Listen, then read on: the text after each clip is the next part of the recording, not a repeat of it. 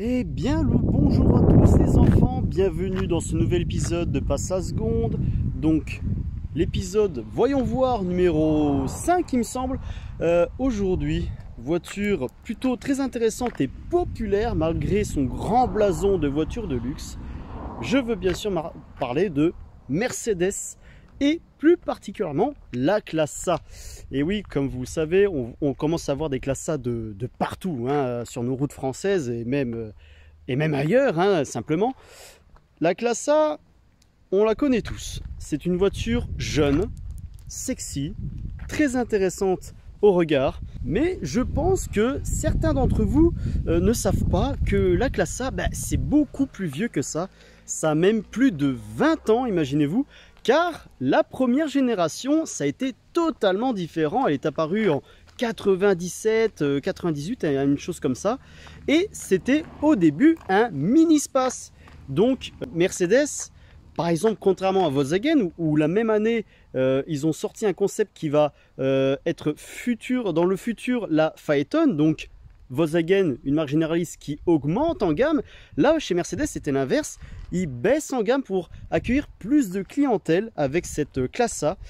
Malheureusement, le style n'était pas là, comme vous pouvez le voir. Et ça n'a pas aidé Mercedes à sortir de son image de marque vieillot. Voilà. Donc, c'est pour ça qu'en 2010, ils vont présenter un concept car qui va préfigurer la deuxième génération de la classe A qui sortira sur nos routes en 2012. Et c'est là où Mercedes a complètement changé le concept de la classe A originale. Fini le mini-space, place à la compacte, donc beaucoup plus sexy avec des volumes beaucoup plus intéressantes, une proportion plus travaillée dans l'aérodynamisme. Et c'est pour ça que là, ici même, nous sommes sur la troisième génération, phase 1. La phase 2 est apparue en 2021-2022. Là, ici, on est sur la phase 1. Et dites-vous bien que cette voiture, elle a déjà 5 ans d'âge. Elle est apparue en 2018, la troisième génération. Et on peut remarquer qu'elle n'a pas du tout vieilli. Alors, pourquoi elle n'a pas du tout vieilli? C'est parce qu'on a un design vraiment arrondi, pas torturé. Pas des lignes qui partent un peu n'importe où ça vieillit au bout d'un moment la voiture. Non, là, ici, c'est très, très fluide. On a un peu un design de galet. Et je vais vous montrer tous les détails après cette petite minute de plan, voilà, pour vous faire un petit plaisir. Allez, c'est parti.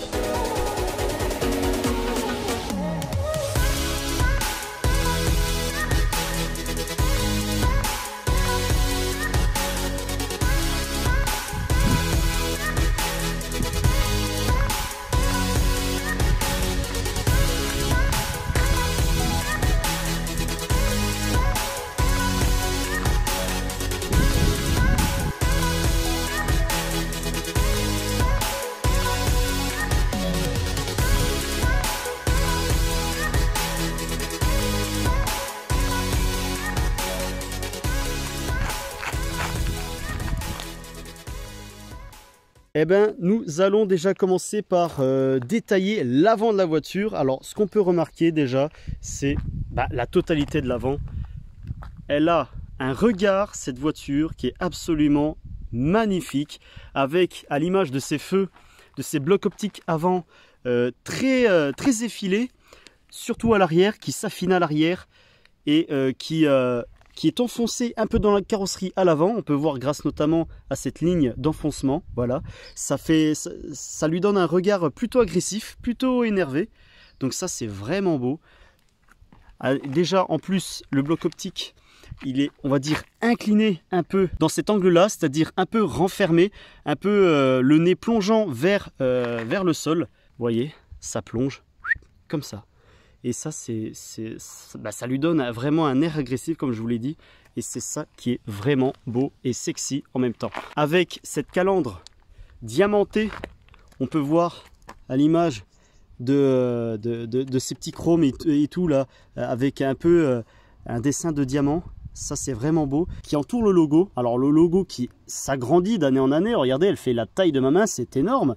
Alors, elle est énorme. C'est pas pour rien. C'est parce que ils ont rangé tout type de capteur à l'intérieur, derrière cette vitre. Voilà, donc c'est pour ça que ça prend un peu de place. Mais la calandre est vraiment à l'image de Mercedes, c'est-à-dire les deux petites barres chromées, le logo au centre pour bien montrer que vous êtes dans une Mercedes, et ces grilles diamantées qui font la forme du logo en rond. Ça l'accompagne en fait. C'est vraiment joli. Alors ici on est sur une finition AMG Line. Donc la AMG Line, c'est la carrosserie un peu énervée. On n'est pas sur une AMG tout court, mais on a fait un effort sur la carrosserie à l'image de ces entrées d'air. Alors factice ici, d'accord, avec des stries peints. Enfin non, non, c'est pas un peint, c'est du plastique brut. Au soleil, on voit un peu les aspérités du plastique, c'est pas très beau, mais à l'ombre, après, on voit quasiment rien. C'est très noir, c'est très joli. Et par contre, ça c'est vraiment pas mal sur la finition AMG Line, c'est qu'on a une sortie d'air, un conduit qui passe ici et qui sort vers le passage de roue.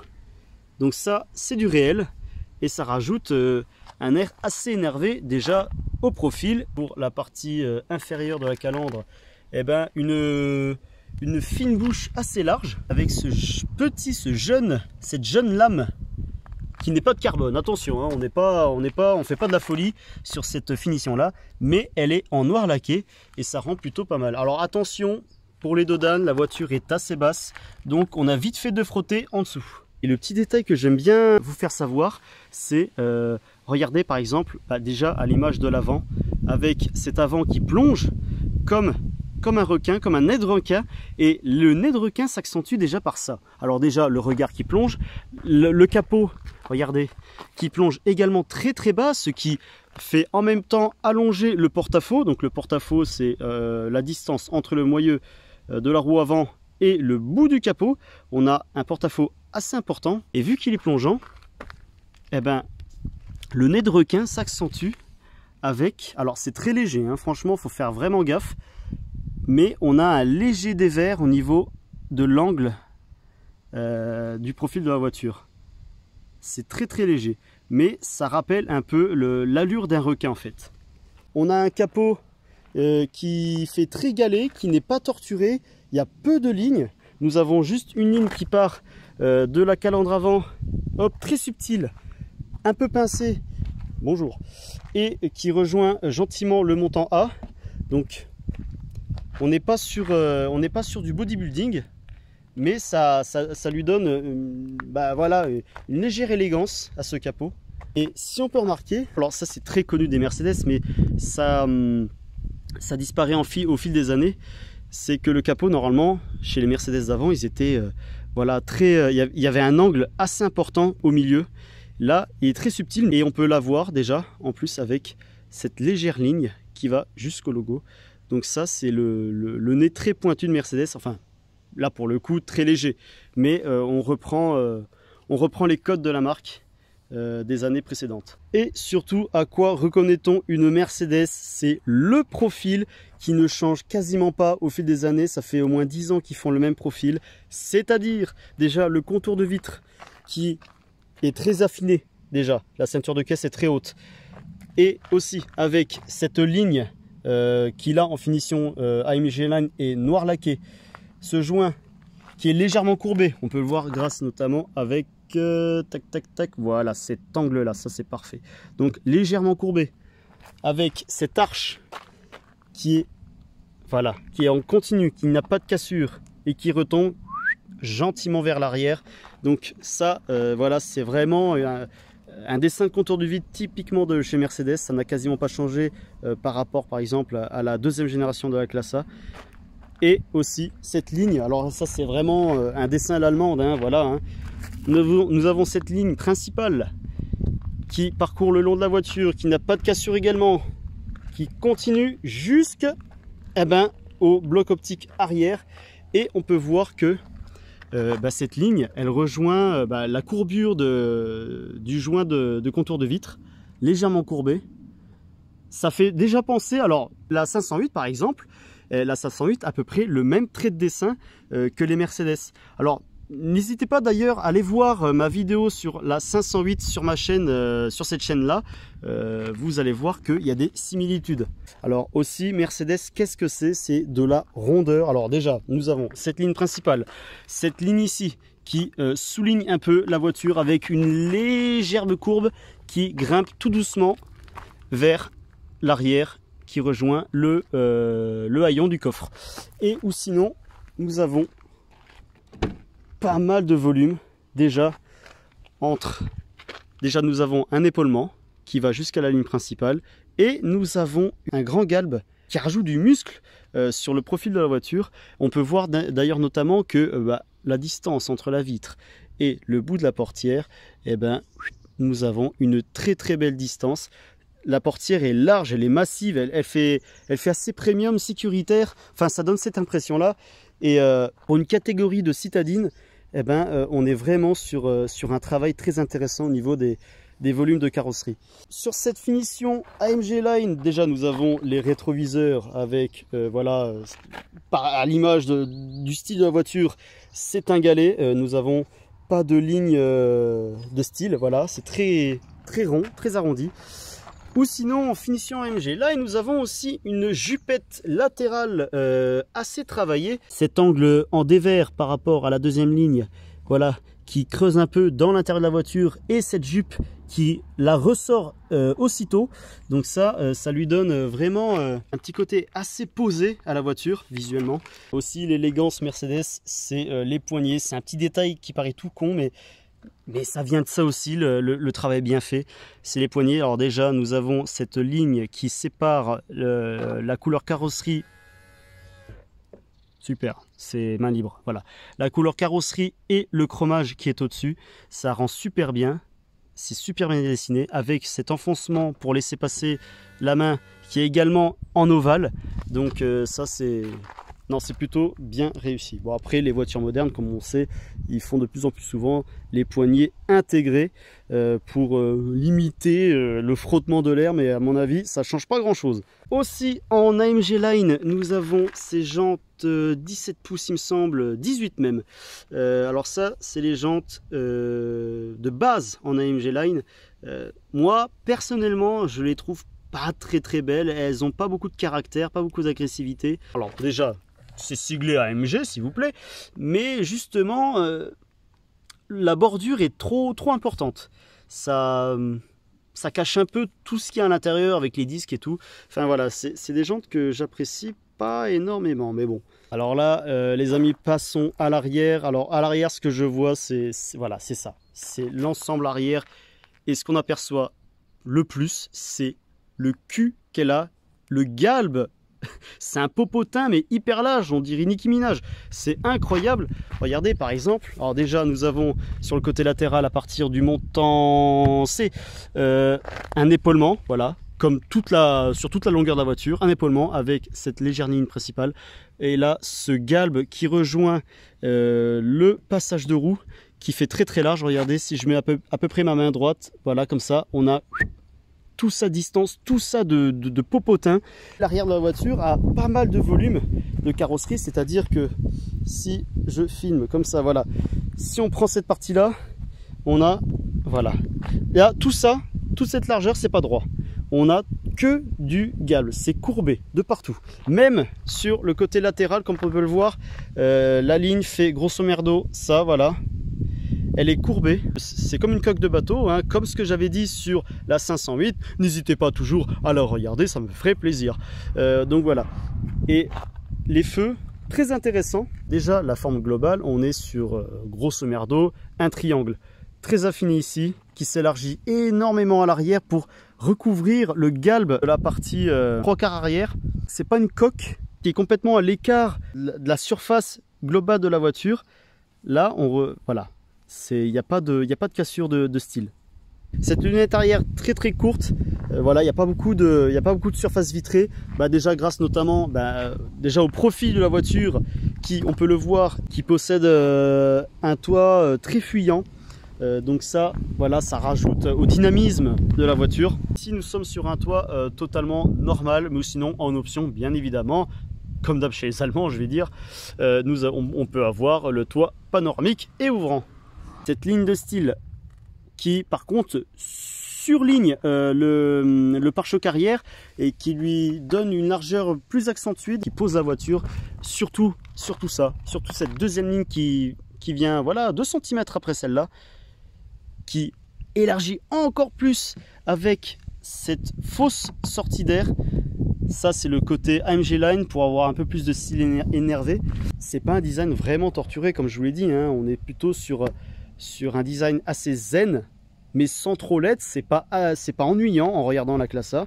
Le bas du pare-choc avec ses diffuseurs en plastique, mais le style est présent. Alors voilà, c'est comme ça sur toutes les voitures, on va pas se la refaire. Voilà, les fausses sorties d'échappement, voilà, ici chromé, mais sinon je mets ma main dedans, et ou sinon j'atteindrai jamais le pot d'échappement, il est en dessous, caché. Donc voilà le style extérieur de la voiture, ça ne vieillit pas, c'est incroyable. Voilà enfin un regard neuf de Mercedes, ils ont vraiment réussi leur coup. On va passer maintenant à l'intérieur pour voir ce que ça donne, et c'est parti. Allez, c'est parti, place à l'intérieur. Déjà l'ouverture de porte, joli poignet comme je vous l'ai dit. Le son de la porte, très important, ça c'est un petit détail que j'aime bien et que je n'oublie pas. Un bruit assez sourd, assez qualitatif, ça j'aime bien.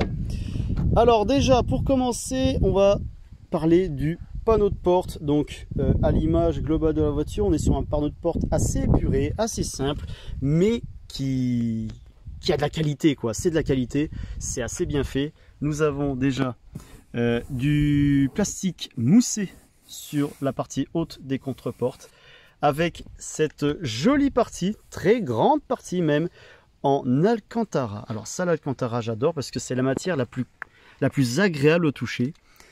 Regardez, c'est hyper doux et c'est assez joli à regarder finalement. Sur piqûre rouge, car on est en finition AMG Line, voilà. Et ce que j'aime bien, les petits détails, comme je vous l'ai dit, c'est par exemple ça. Voilà, regarde, rien que les boutons pour les sièges chauffants, on est entouré de chrome. Ça, c'est magnifique. Avec également les commandes de lève-vitre et des rétroviseurs également chromés pour le tour. Ça, c'est hyper bien fait et ça bouge pas dans le temps. C'est super bien fait. Cette poignée qui est assez intéressant designement, voilà. On est sur des galbes plutôt joliment dessinées avec cette finition chromée et non, ça tient bien, ça reste pas dans la main. Donc voilà, la contreporte est assez jolie. Alors après, bien évidemment, sur les parties basses, on est sur du plastique brut avec un grain assez gros, voilà, à l'allemande, au brut, voilà. Et nous avons un vide-poche assez logeable, donc ça c'est plutôt pas mal. Donc voilà, globalement la contreporte, ça en dit gros sur la qualité globale de l'intérieur. Donc, alors bienvenue à l'intérieur de la classe A. Le tableau de bord est simplement magnifique, il n'y a rien à dire. Je vous rappelle que elle a 5 ans d'âge, et pour 5 ans d'âge, moi je dis chapeau, car ça n'a pas pris une ride.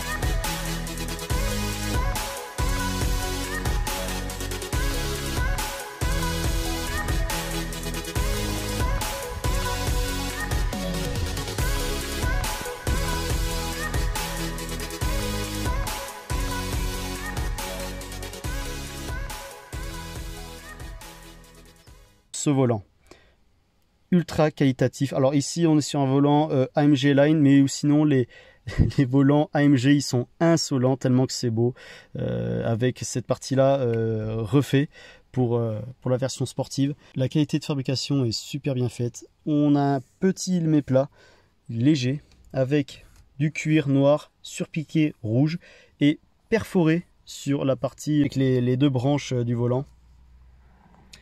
Donc c'est assez joliment fait. Et regardez-moi ça j'adore. Regardez toute cette partie là. Voilà, je vous le montre. chromé. Et c'est pas du vulgaire plastique, quoi. On dirait du vrai chrome en tout cas. Ça donne cette impression-là. Et sur toute la partie des commandes, c'est également chromé. Ça rajoute une classe mais monumentale à ce volant. C'est magnifique. De toute façon, Mercedes, ils ont toujours fait des beaux volants. Hein. Depuis quelques années, regardez à l'image de ce bouton, avec ce motif de petit picot là. C'est vraiment bien fait, quoi. Avec le petit pavé tactile pour commander l'écran. Déjà en parlant d'écran, c'est une dalle numérique qui fait à peu près voilà, une bonne soixantaine de centimètres de long et qui renferme voilà, 2 magnifiques écrans sous cette vitre. Donc ça c'est plutôt bien fait, c'est assez joliment foutu. On voit quasiment pas la délimitation des 2 écrans, quoi. Donc ça c'est très très bien fait. Et en plus, eh ben, cet écran-là n'est pas égoïste car il n'est pas incurvé vers le conducteur. Donc même le passager peut voir lisiblement l'écran central. Après, parlons du design du tableau de bord. On est sur un tableau de bord vraiment structuré. On ne s'ennuie pas en regardant le tableau de bord. Déjà, notamment, comme je vous l'ai dit, avec sa structure, il est bien étagé avec cette partie haute, avec plastique moussé, mais généreusement moussé. C'est plutôt pas mal. C'est assez agréable au toucher. À l'œil, ça va, c'est assez agréable, malgré que le grain soit assez gros quand même. Avec cette partie, on va dire la falaise. Cette partie falaise recouverte d'Alcantara à l'image des contreportes. Donc vraiment très joli à regarder. Ça fait un beau combo de matériaux, car nous avons plastique moussé, Alcantara, et là nous avons un plastique mais perforé sur cette partie assez galbée, assez bombée, qui se rapproche vraiment des sièges, avec cette partie là qui englobe les aérateurs en noir laqué. Donc très joli le noir laqué, mais très salissant et surtout très rayable. Faites attention à ça. Donc voilà, cette partie là également très moussée, donc c'est moussé jusque là. Après bien évidemment sur la partie inférieure on est sur du plastique brut. Je vais vous détailler le savoir-faire de Mercedes. Déjà je vous l'ai dit, l'écran qui est qualitatif, le volant qui est super, et sinon c'est ces aérations. Alors ces aérations, franchement je pense qu'il y a eu un bureau d'études rien que pour ça, de fou furieux, parce que regardez-moi le travail des buses d'aérateurs. C'est hyper joli, ça ressemble à des réacteurs d'avion. C'est voilà, avec cet effet 3D au niveau des stries, voilà, qui s'enfonce dans la bouche. Une bouche qui se règle comme ça, voilà, avec un léger bruit. C'est hyper bien fait. Et surtout, la nuit, c'est éclairé dedans. C'est-à-dire que le chrome, ça devient une animation pendant la nuit avec les LED. C'est très joli, voilà. Elles sont toutes rondes, hein, voilà, avec le même dessin. Ou sinon, le savoir-faire de Mercedes, le sérieux des Allemands, c'est ça. Regardez, c'est un petit détail, hein, mais j'adore. L'alignement des boutons, sachant que entre les boutons, nous n'avons pas de bordure en plastique pour délimiter chaque bouton. Non, là c'est intégral. Et regardez, ça ne bouge pas. La voiture, alors celle-là, elle a 3 ans. Ouais, elle a 3 ans. Et regardez, ça n'a pas bougé. Hein. Ça, c'est vraiment du savoir-faire. Et regardez le détail, le soin des finitions. Les molettes de climatisation de chauffage. Voilà, avec des motifs de petits picous.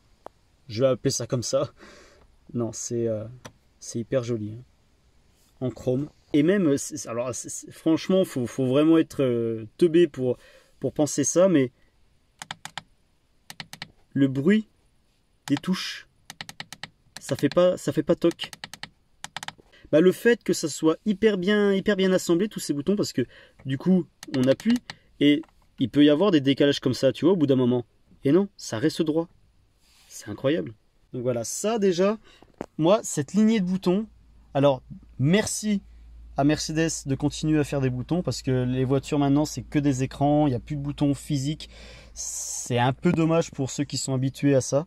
Là, Mercedes conserve les commandes physiques. Donc c'est vraiment bien pensé et ça fait plaisir à tout le monde. Sinon, cette console centrale qui est assez large au final, recouvert simplement de noir laqué sur toute sa totalité, avec un grand rangement parce que Mercedes ne font plus déjà des leviers manuels, et les leviers automatiques, c'est plus sur la console centrale, c'est derrière le volant, comme si c'était un Komodo. Donc ce qui nous laisse un espace de rangement assez intéressant. Regardez, on peut ranger à peu près tout et n'importe quoi. Le téléphone à induction se passe là-dedans. Voilà, range gobelet et compagnie.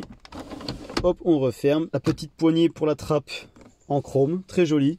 Avec sur la partie arrière de la console centrale, nous avons un pavé tactile pour commander sans toucher l'écran, parce que ça serait dommage de laisser nos doigts dégueulasses sur ce bel écran tactile. Même là, les boutons sont travaillés pour la partie du volume, tout simplement, de la radio ou n'importe quoi.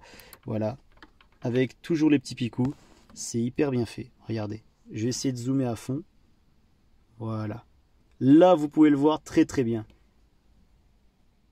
C'est limite un bijou en fait. C'est limite un bijou. Alors cet accoudoir qui n'est ni réglable nulle part en fait, t'as une position disponible, c'est celle-là.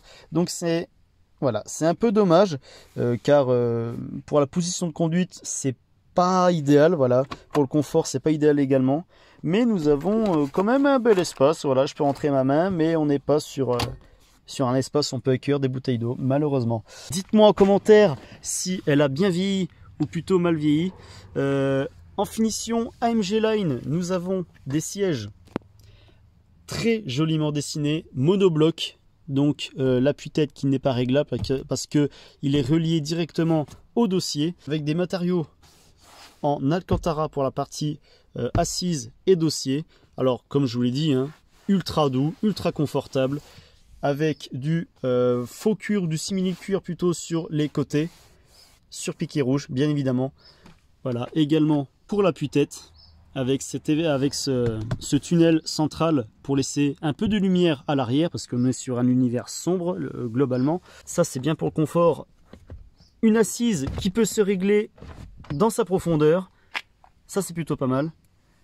Ou sinon, voilà, ça c'est en option, on peut avoir les sièges électriques, mais là nous sommes sur du 100% manuel. Le petit détail que je voulais dire déjà avant de rentrer, mais j'avais oublié. Alors déjà, Mercedes vous accueille avec voilà ce blason ici en chrome. Le truc qui est étonnant, c'est que nous avons un seuil de porte assez large au final pour une citadine.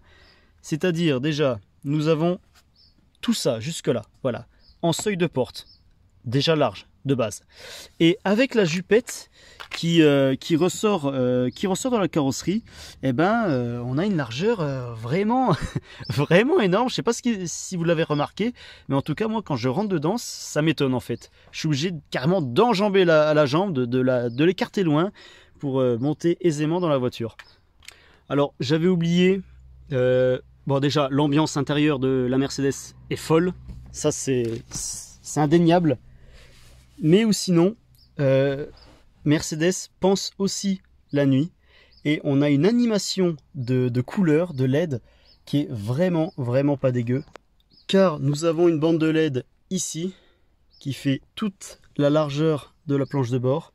Et très intelligent, une cachée derrière, voilà, on peut le voir ici, qui éclaire toute la surface de l'Alcantara. Donc ça c'est très très bien pensé, et la nuit c'est magnifique car en plus on peut régler les couleurs selon nos goûts.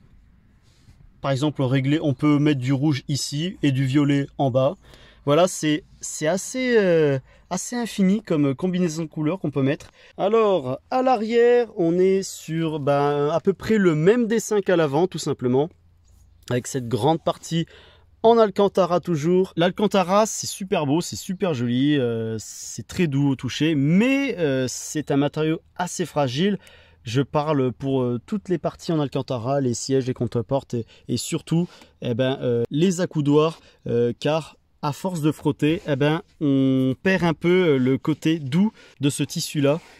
Donc attention à l'usure, ça peut vite se dégrader. Et là encore, ça fait plaisir pour une citadine, hein, c'est-à-dire avec un coût assez faible. on a quand même du plastique moussé au-dessus, du brut en bas, il n'y a pas de souci. On a une banquette bien designée, à peu près à l'image de l'avant, avec ces sièges en monobloc. Donc l'appui-tête qui est relié directement avec le dossier, très joli, avec un petit enfoncement ici pour rappeler l'avant, avec contour chromé s'il vous plaît, ça rajoute une qualité supérieure. Regardez, même les boutons de les vitres arrière sont entourés de chrome. Et ça normalement c'est assez rare car les contre-portes arrière sont punis pour économiser un peu de budget, donc généralement c'est du plastique brut de partout. Là on est sur voilà, encore des finitions chrome. Il pense aussi au passage arrière et ça fait plaisir. Donc des sièges assez jolis mais un peu fermes néanmoins, pareil qu'à l'avant. On a un confort assez à l'allemande, hein, on va dire, voilà. Tunnel de servitude assez importante, mais bon, c'est juste le fait de s'installer où c'est chiant, ou sinon quand on est installé, on a généralement les deux pieds séparés, donc c'est pas gênant pour le trajet. Nous avons les bus d'aération à peu près au même traitement que l'avant, donc ça fait plaisir. Ça reste joli à regarder même à l'arrière. L'espace aux jambes est assez restreint finalement, hein. On n'est pas sur un espace de golf. Donc taille similaire, la Golf, mais habitabilité beaucoup plus intéressante que la classe A. Mais ça reste pas mal. Et il ne reste que le coffre. Donc on est sur un coffre, alors je ne sais plus la quantité, je vais vous le marquer de suite. Mais voilà, on est sur un coffre plutôt logeable dans la moyenne de la catégorie. Alors par contre ça c'est plutôt embêtant car nous n'avons pas d'allume-cigare, histoire de brancher par exemple une glacière ou autre, voilà. Donc on n'a pas de point d'électricité pour le coffre. Sous le plancher, nous avons tout ce qui est de kit réparation sans avoir la roue de secours. Voilà, super. Attention pour ceux qui soulèvent les bagages. Alors le seuil de coffre est assez bas, ça fait assez plaisir, surtout pour une Mercedes, avec une découpe assez large, très rare aussi pour une Mercedes. Mais voilà, nous avons, comme je vous l'ai dit, une carrosserie avec beaucoup de galbe, beaucoup de volume, donc un espace entre l'extérieur et l'intérieur assez conséquent, donc faites attention à ne pas rayer la peinture. Donc voilà, c'est tout pour l'intérieur. Je pense que j'ai tout dit, mais il y a tellement de choses à peaufiner à cet intérieur parce que c'est vraiment un intérieur designer. Ils ont vraiment bossé, ça n'a pas vieilli. On va passer à la conduite si vous voulez. Allez, c'est parti. Alors, bienvenue dans cette partie conduite. Donc, on y retourne à la fameuse route défoncée pour voir le confort. On est sur un confort à l'allemande, on va dire. Nous avons des suspensions un peu raides quand même, avec les sièges finition AMG Line, typé confortable sur le papier, mais on sent quand même qu'il y a un peu de dur, hein. Donc le confort il n'est pas désagréable, mais ça va, il est un peu tape-cul, mais c'est acceptable. Après, au niveau de la position de conduite, donc comme je vous l'ai dit, la coudoir centrale n'est pas réglable, donc on peut pas mettre le coude où on veut. C'est un peu dommage. Après voilà, au niveau des portières, la coudoir est plutôt bien placée dans sa hauteur, donc ça c'est plutôt pas mal. Alors ce qui rajoute également du confort, j'avais oublié, pour la position de conduite, c'est comme je vous l'ai dit pour la partie intérieure, c'est cet allongement qu'on peut avoir au niveau de l'assise. Pour les longs trajets, ça peut être un peu plus reposant. Ou sinon, au niveau du moteur, on est sur un 4 cylindres essence, mais attention, on est sur une Mercedes de type A200, c'est-à-dire qu'on a tout simplement le moteur d'origine Renault. Voilà, Renault, Nissan. Donc le 1,3 litre turbo de 163 chevaux et seulement 250 Nm de couple. Donc accouplé à une boîte automatique à 7 rapports, également une boîte automatique empruntée de chez Renault. Donc c'est la 7G DCT, enfin c'est ce que Mercedes appelle comme ça. Chez Renault c'est dit autrement, mais globalement c'est la même boîte. Donc c'est une boîte qui reste agréable au quotidien, elle est douce, les rapports se passent assez fluidement. Voilà, il n'y a pas de... On lui trouve pas énormément de défauts, à part peut-être qu'elle soit un peu lente, ça je veux bien l'accorder. Elle est un peu tête en l'air cette boîte automatique, c'est-à-dire, alors là par exemple, voilà, je suis à 63 km/h, je suis en 6e vitesse, je veux appuyer, voilà, soudainement dedans, on va voir la réactivité de cette boîte. C'est parti. Non, ça va. Non, en vrai, ça va. Là pour le coup, elle a assez bien réagi. Attends, je vais réessayer, hein, juste pour pas dire de conneries. Voilà. Je fais en sorte que la voiture se cale au rapport qu'elle souhaite. Voilà, là je suis en 5e. Elle a mis un peu plus de temps ici. Voilà, c'est ça que je voulais vous dire. Donc, elle est pas très réactive. Ou sinon au niveau du moteur, eh ben, on a 163 chevaux, hein, donc pour ce gabarit là c'est suffisant, mais attention, on a que 250 Nm, donc au niveau du couple c'est pas beaucoup. Ça évidemment, on est sur une essence.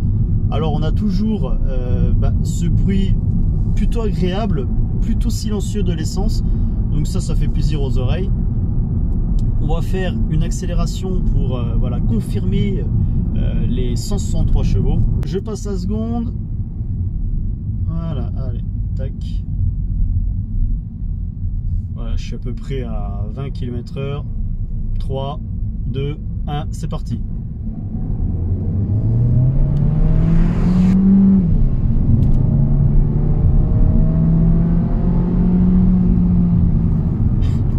Là on a bien entendu le 3 cylindres gueuler ses morts, comme on dit. Donc là pour le coup c'est pas ultra agréable à l'oreille. Les 163 chevaux sont plutôt là. Voilà, les performances sont assez notables, hein, pour la puissance et le gabarit de véhicule. Là pour le coup on sent un peu le passage des rapports, qu'on force un peu sur le moteur, mais ça va, voilà. Après, au niveau de la direction, alors on est sur une direction, voilà, là je fais une manœuvre à assistance électrique, donc elle est ultra douce. Voilà, je peux la manier avec un doigt, donc ça c'est plutôt pas mal. Et vu que on a un volant plutôt agréable au toucher, avec voilà ce cuir perforé, on agrippe bien les mains au cerceau, donc ça c'est plutôt pas mal. Alors le cerceau il est grand, hein, on n'est pas sur les volants de Peugeot, hein, donc les habitués de Peugeot auront un peu un choc en s'installant à l'intérieur de la classe A. Mais ouais, c'est vrai que le volant est super beau, super pratique, parce que toutes les fonctionnalités sont rassemblées sur les branches du volant, donc ça c'est plutôt pas mal. Après, au niveau de la réactivité, on a, en fait c'est un compromis un peu bizarre. On a à la fois pas beaucoup de confort, c'est-à-dire un confort plutôt typé ferme, typé à l'allemande, un peu sportif, mais on n'est pas vraiment sur une voiture taillée à la serpe au niveau du comportement de conduite. Voilà, par exemple, voilà, je me mets à 60, je vais faire des virages.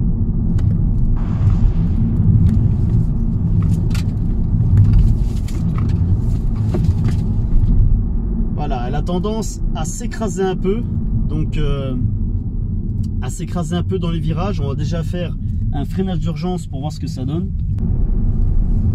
Allez, je suis à 70, c'est parti.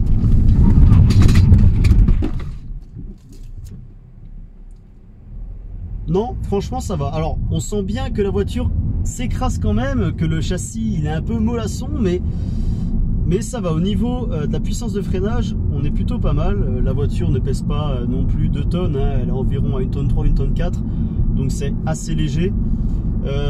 Mais voilà, après voilà, sur cette finition A200, le seul truc qui est dommage, c'est que le moteur c'est un moteur de chez Renault, la boîte c'est la boîte de chez Renault. Pour avoir une voiture 100% Mercedes, il faut prendre la finition au-dessus, la A220 et les hybrides, avec l'excellente boîte automatique 9 rapports de chez Mercedes et les 4 cylindres au-delà de 180 chevaux. Donc après voilà, ok, c'est un moteur Renault, le blason Mercedes fait un peu pitié à ce moment là, mais On est sur un moteur assez silencieux, assez agréable, assez doux à l'utilisation. Voilà, la boîte aussi, pareil, douce à l'utilisation. Alors attention, parce que au démarrage, vu que c'est une essence, on appuie à peine et ça réagit de suite. Donc on peut se faire surprendre par le départ arrêté de la voiture. Donc la boîte a des rapports plutôt bien engagés, bien étagés. La gestion des rapports est plutôt bien étudiée. Mais voilà, après, on est sur une voiture qui fait parfaitement le taf. Elle est très aboutie. Il y a rien à dire. Voilà, comme je vous l'ai dit, le confort, voilà, et on n'a pas beaucoup de possibilités de choisir sa bonne position de conduite, la goudoir, l'appui-tête aussi, qu'on ne peut pas régler en profondeur et en hauteur. Mais c'est toutes ces petites choses. Mais après, quand on voit l'intérieur de cette classe A, c'est hyper futuriste, c'est hyper moderne. Et pour une citadine, c'est même pas une gamme au-dessus, c'est même pas un segment au-dessus. Non, c'est juste une citadine. On est traité comme si on était dans une classe C, quoi, quasiment. La classe C existe bien évidemment en version break de chasse, donc le C est là. Pour moi, l'un des plus beaux breaks du marché sur ce segment-là. C'est magnifique, tout simplement. Et nous avons le GLA, donc la version SUV, crossover, on va dire, de la classe A. Donc en fait, la classe A, c'est vraiment la Mercedes pour Monsieur Tout-le-Monde. Elle est déclinée en multiples versions. Et c'est ça que les clients aiment bien, quoi. Donc voilà, c'était tout pour la partie conduite de la classe A. Moi, je la noterai vraiment dans une bonne note, car elle le mérite, tout simplement. Pour la version restylée, à mon avis, il y a eu des nouveaux sur les motorisations. On a des motorisations hybrides et peut-être même électriques, je ne sais plus. Après, je pense qu'au niveau du comportement de conduite, on s'améliore pas, hein. On est toujours un peu en mode confort, entre guillemets, à part si on prend la A45 AMG, bien évidemment la version ultime de la classe A, avec ses 421 chevaux, je vous rappelle, le 4 cylindres le plus puissant du marché. Donc voilà, c'est ici que cet essai de cette classe A se termine. J'espère que vous avez apprécié la vidéo. N'oubliez pas, abonnez-vous, ça fait plaisir. Surtout, partagez-la, ça fait encore plus plaisir. Je vous remercie déjà d'avance. Et je vous dis à la prochaine. Allez, salut!